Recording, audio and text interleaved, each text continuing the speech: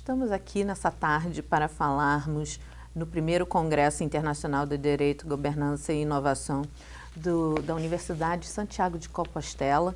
Primeiramente agradecendo à Comissão Técnica e Científica a oportunidade de estarmos falando aqui nesse momento sobre a mediação, modificações estruturais na legislação processual civil brasileira.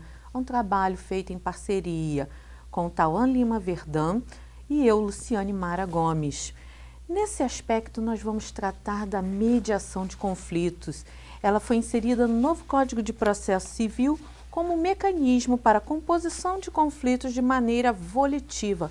Acabou-se aquela obrigatoriedade dos conflitos serem imediatamente postos à demanda ao crivo do juiz. Hoje, a imposição do artigo 334 do Código de Processo Civil dirige a autonomia das partes e a conscientização dos seus direitos de uma possibilidade delas mediarem o conflito. Mediar, estar no meio, significa que nós vamos deixar de tornar toda a questão processual em primeiro plano. Agora o indivíduo, ele decide, ele tem uma vontade de fazer aquele processo ser mediado, dele ser composto por um terceiro, que não o juiz, mas que pode auxiliá-lo, orientá-lo a quê?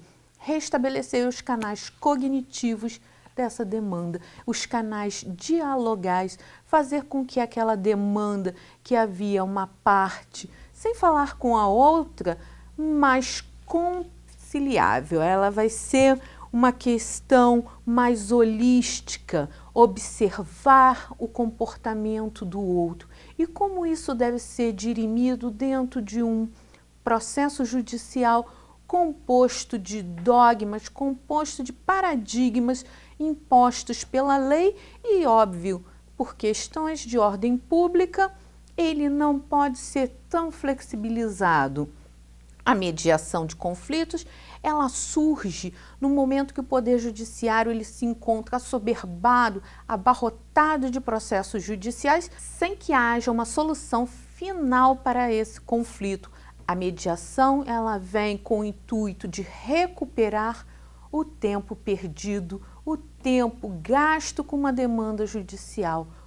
Se tratando de Brasil, sabe-se que um processo ele pode demandar em média até 10 anos e a mediação de conflitos ela vem com essa finalidade, recuperar esse tempo perdido, recuperar a possibilidade das partes obterem uma prestação jurisdicional, ainda que submetidas à mediação, em um tempo razoável e assim cumprindo o paradigma constitucional da duração razoável do processo. A mediação de conflitos, então, nesse prisma, ela vem apresentar pelo poder público a entrega de uma prestação jurisdicional num tempo menor do que um processo judicial demandaria, seja pela dificuldade no fluxo de processos judiciais que tramitam hoje no país, seja pela insatisfatividade que as políticas públicas postas pelo Poder Executivo ou pelo Poder Legislativo não cumpram o seu real papel social, seja pelo princípio da proporcionalidade. Na mediação de conflitos, as partes estão postas a dividir proporcionalmente o encargo de cada uma, o encargo, o custo de cada uma. Não custo financeiro, mas o custo efetivo do processo. No que se tange à proporcionalidade, ela vai ser um processo, ela vai ser um método que a prestação jurisdicional vai chegar de forma eficiente ao indivíduo. E aí nós vamos ter aquela velha pesagem de valores atribuídas por Robert Alexis no que tange à ponderação dos interesses. Se, por um lado, eu tenho a morosidade do Poder Judiciário, eu preciso enxergar que há responsabilidade do poder público em manter um poder judiciário que não entrega essas demandas judiciais de forma efetiva. E se eu tenho um poder judiciário que é moroso, ao dar a resultado do processo judicial, eu vou ter o afastamento do indivíduo do Poder Judiciário. Ele não vai recorrer ao Poder Judiciário para resolver seus conflitos. Ele fica intimidado por uma questão cultural. Ele fica limitado por uma questão econômica. O custo de se demandar judicialmente no Brasil é elevado. Em estatística do CNJ, Conselho Nacional de Justiça, o preço médio de custo do serviço prestação jurisdicional é em torno de R$ 387, o que se torna elevado na tramitação de um processo, no fluxo de um processo desde a sua fase de instauração até a sua fase de execução.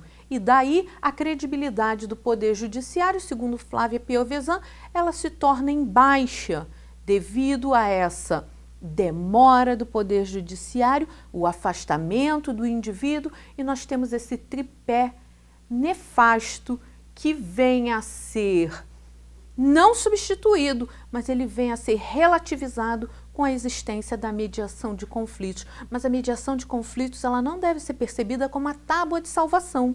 Ela deve ser orientada no sentido de que ela é uma das garantias de direito, ela tem que necessariamente manter uma pluralidade de informações. Os sujeitos que estão envolvidos nessa mediação de conflitos, eles precisam a todo tempo estar conscientes de que a mediação ela só obterá sucesso se eles assim se dispuserem, tendo em vista que hoje no Brasil o ensino do curso de Direito é para formar profissionais beligerantes, aonde nós vamos ter essa participação como mediadores, nós vamos estar inseridos num novo mercado, aonde a mediação de conflitos ela vai possibilitar ao indivíduo aprender a negociar, aprender a ponderar e aprender a conversar. Justiça não é um troféu. O resultado de uma demanda judicial ela não deve ser erguida como uma bandeira, mas sim obter desse desvio padrão uma solução sensata, comedida e proporcional.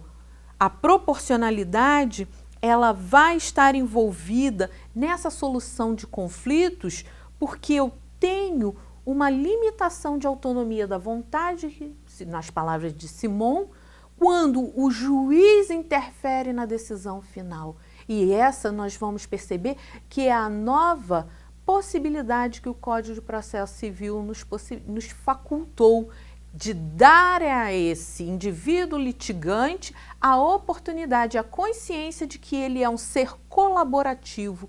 E isso faz parte do processo democrático, porque quando o indivíduo ele está participativo, ele está exercendo todas aquelas prerrogativas inseridas não só no artigo 5º da Constituição Federal, mas também no artigo 6º, no 7º, no 226 e em outros ordenamentos jurídicos. Reitera-se que a mediação é um trabalho artesanal, construído a partir da predisposição e da vontade das partes. Então, a mediação de conflitos, ela não pode ser capitulada dentro daquela possibilidade das metas estabelecidas pelo Conselho Nacional de Justiça. Humberto Dalla Bernardino de Pinho, ele reitera recorrentemente que a mediação é um trabalho artesanal, ela não pode estar submetida a questões de produtividade, a questões de número de sessões, não pode haver essa limitação àquela ruptura do diálogo. Então, dessa forma, nós vamos enxergar a mediação como uma garantia de igualdade, essa igualdade material e formal que a Constituição nos garante, porque, segundo J. Gomes Canotilho, a igualdade é também uma questão democrática. Quanto mais igual estiver do meu semelhante, mais próximo do processo democrático eu estarei. Então, nesta harmonização de igualdade material e igualdade formal, eu vou estar exercendo a proporcionalidade, que é não só a proteção há uma excessiva punibilidade, há uma excessiva regulamentação legal, como também, no outro lado, eu não posso proteger de forma deficiente os indivíduos, sob pena de não estar tratando igualmente. E aí eu começo a ferir direitos fundamentais, lidos como liberdades, garantias e direitos propriamente ditos, aonde eu vou permear desde a coletividade, as garantias processuais e os direitos individuais propriamente ditos, porque o foco da mediação é o homem antropológico, o homem social, o homem na visão do poder judiciário. E nós vamos querer, com a mediação, trazer o quê? A consolidação desses valores constitucionais que são postos a todo e qualquer indivíduo que esteja em solo brasileiro, porque o Estado nos oferece essa noção de igualdade, mas quando efetivamente nós temos pelo Estado essa prática de igualdade, e o Estado democrático de direito, ele nos põe a seguinte condição: nós precisamos reduzir as desigualdades. Como eu resolvo uma situação de desigualdade quando eu tenho um poder judiciário que me afasta daquela camada mais hipossuficiente da sociedade? A condição de demandar em judiciário um direito que foi violado, muitas vezes pelo próprio Estado. O próprio Estado se torna violador quando ele não cumpre as suas políticas públicas. O Poder Judiciário ele se torna violador do seu papel institucional quando ele tem um processo que demanda mais de 10 anos para uma solução final. E para concluir, eu preciso, para garantir os direitos do indivíduo, entregar uma resolução do conflito num tempo mínimo, num tempo exato, para que aquela tutela chegue de forma a satisfazer o indivíduo sem o prejuízo da máquina judiciária, sem uma intervenção estatal e sem sobrecarregar o processo, sem sobrecarregar a estrutura do campo judiciário. E para concluir, nós vamos tratar da mediação com essa finalidade. Como ainda temos uma mediação ligeiramente infantil não no termo dela ser infantilizada, mas dela ser recente. Mediação de conflitos, ela foi introduzida pela resolução do Conselho Nacional de Justiça, regulamentada em 2010, mas ela vai tratar dentro da sua codificação, dentro do seu regramento, a partir de 2015. Ainda é cedo para levantarmos as bandeiras, ainda é cedo para tocarmos os clarins. A mediação de conflitos ela ainda está recente, a mediação de conflitos ela ainda está nova, então não podemos ainda emitir juízo de valores sobre a sua funcionalidade. Mais uma vez, eu venho agradecer a atenção do público em geral e muito obrigada.